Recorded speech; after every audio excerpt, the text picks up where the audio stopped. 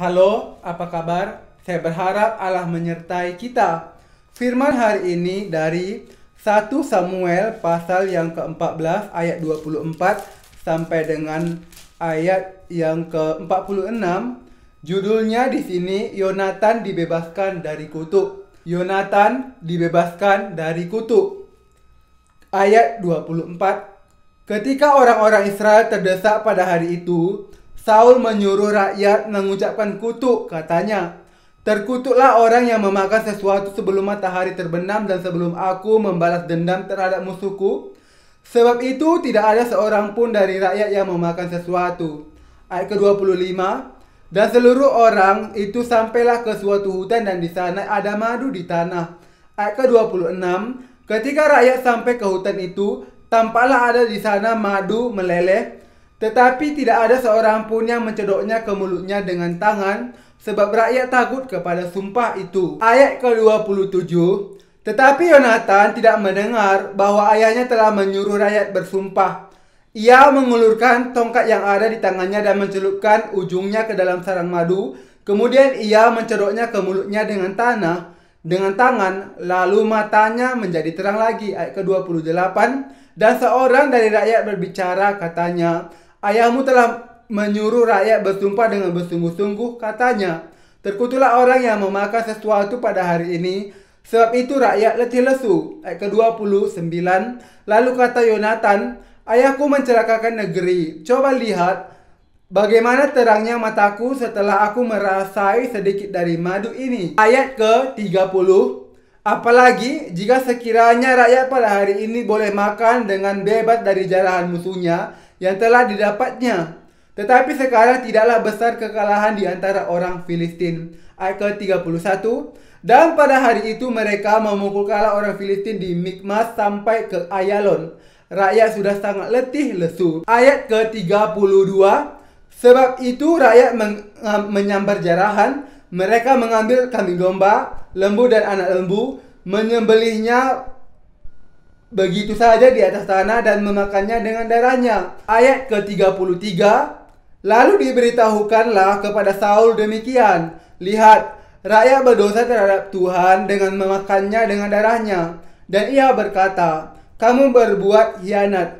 Gulingkanlah sekarang juga sebuah batu besar kemari." Ayat ke-34.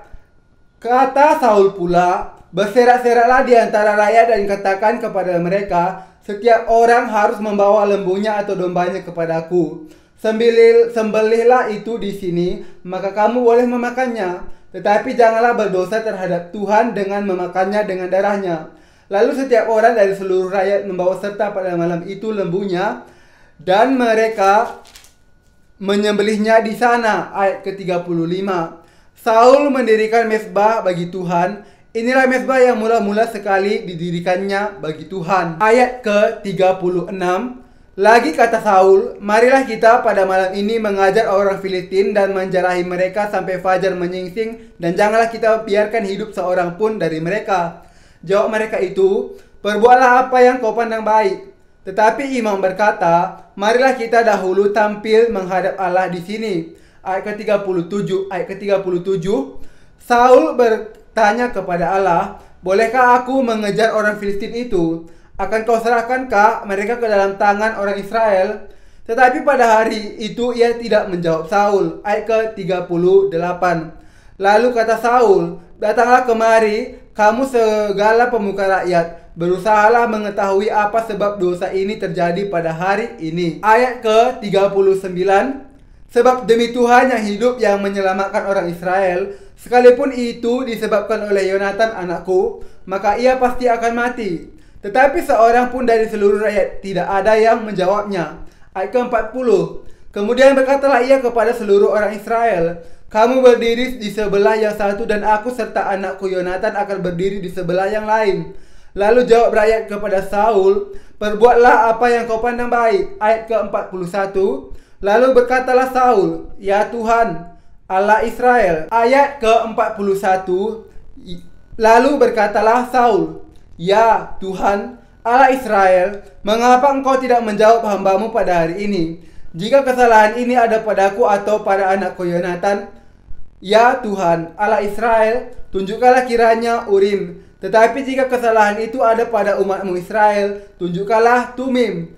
Lalu didapati Yonatan dan Saul, tetapi rakyat itu terluput. Ayat ke-42.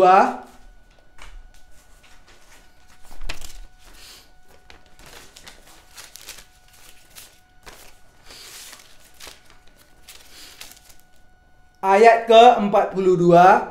Kata Saul, buanglah undi antara aku dan anakku Yonatan. Lalu didapati Yonatan. Ayat ke-43. Kata Saul kepada Yonatan, beritahukanlah kepadaku apa yang telah kau perbuat. Lalu Yonatan memberitahukan kepadanya, katanya, memang aku telah merasai sedikit madu dengan ujung tongkat yang ada di tanganku. Aku bersedia untuk mati. Ayat ke-44.